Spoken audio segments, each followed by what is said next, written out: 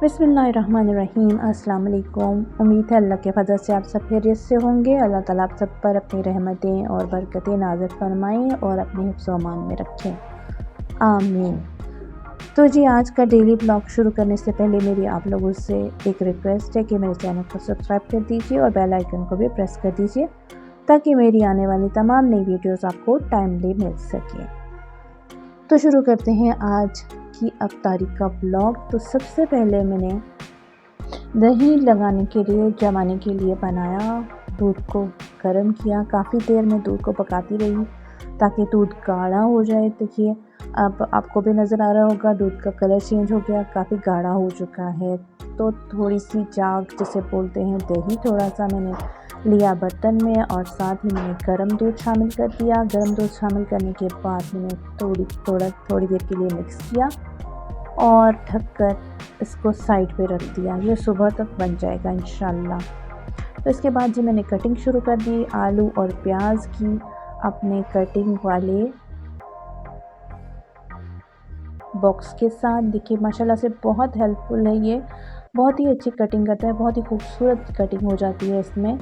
Fruits वगैरह भी आप आराम से काट सकते हैं और टमाटर, आलू, प्याज बहुत अच्छे से कटिंग हो जाते हैं। तो ये मैं बना रही थी पकोड़े।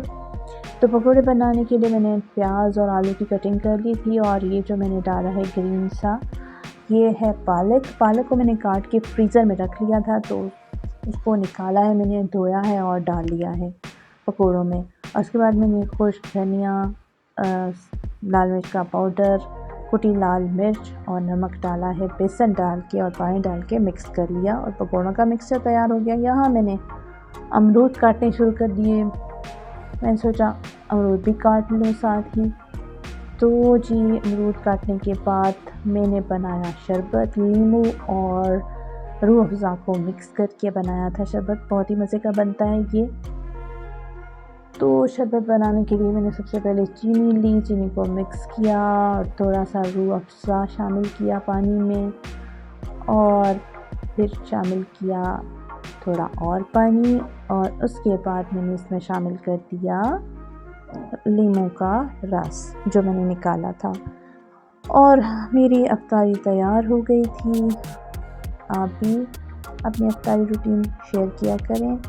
मुझे दीजिए इजाज़त, दुआ में याद रखिएगा, खुश रहिएगा। अल्लाह हाफ़िज़।